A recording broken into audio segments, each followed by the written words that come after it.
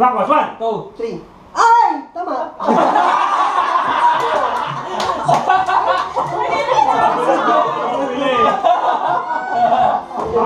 Nakakainis kasi! Nagugulat ka!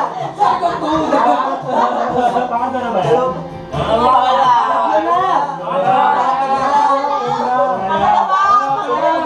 Lagi na yung pangatlo.